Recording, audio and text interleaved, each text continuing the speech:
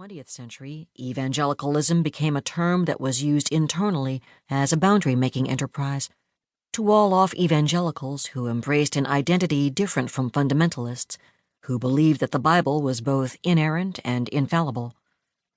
By the 1950s and the entrance of evangelist Billy Graham, evangelicalism had mainstreamed itself, and in the words of George Marsden, an evangelical is anyone who likes Billy Graham. That simple definition changed in the 1970s as evangelical allegiances aligned with political activity, namely that of the Republican Party. While it is true that one could look at black evangelicals like Tom Skinner and others, their political leanings did not align with those of the majority of white evangelicals who embraced the Republican Party starting in the 1970s. The ubiquitous support demonstrated by white evangelicals for the Republican Party made them not just religiously or culturally white, it made them politically white conservatives in America, concerned with keeping the status quo of patriarchy, cultural hegemony, and nationalism. White evangelicals' stark identification with the Republican Party also became a handy catch-all for pollsters eager to measure evangelicals' impact politically.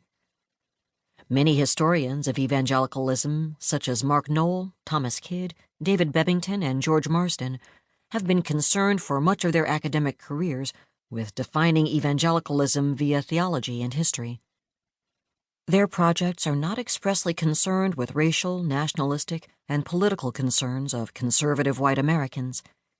Evangelicals are, however, concerned with their political alliance to the Republican Party and with maintaining the cultural and racial whiteness that they have transmitted to the public. This is the working definition of American evangelicalism. American print and television media have embraced and promoted this definition, and the American public has accepted it. So, for the purposes of this book, the word evangelical, unless otherwise noted, should be read as white evangelical. To a great extent, the evangelical church in America supported the status quo. It supported slavery. It supported segregation. It preached against any attempt of the black man to stand on his own 2 feet. These words, uttered in 1970 by Tom Skinner, the son of a black preacher and a former gang member turned evangelist, still ring true today. In an impassioned speech titled Racism and World Evangelicalism, given at the InterVarsity Christian Fellowship's Urbana Conference, Skinner challenged the large crowd of young white Christians to look more closely at the history of evangelical complicity in racism in America.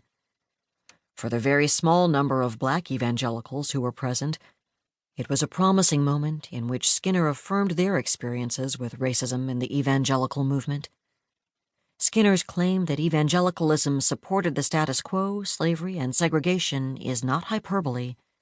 It speaks to a history that is obscured by some historians of evangelicalism who cannot or will not deal with the racism at the core of evangelical beliefs, practices, and political allegiances, with good reason. Evangelicals today are not only a religious group, but also a powerful voting bloc of Republicans and a strong lobby on Capitol Hill. They have their own colleges, universities, and secondary education facilities. They are embedded in local and state governments all over the United States. They have been loyal Republican voters since the late 1970s. In the 2016 election, 81% of evangelical voters supported Donald Trump, and this support continues to hold firm now. Yet many political commentators seem stymied by evangelicals' love for Trumpism. There are many reasons for this love, but one reason is most important: racism. Evangelical support for current-day policies that seem draconian and unchristian is linked inescapably to a foundational history that we will uncover in this book. American history chronicles evangelical support for and participation in racist structures in America. Skinner got it right. We will look at how 19th century Bible reading helped pave the path that took us to 2016 and into the present. Hundreds of articles and a fair number of books have been written in attempts to understand evangelicals' rock-solid support for Trumpism. John Fea came up with a name for the large number of evangelicals who surround Trump: court evangelicals.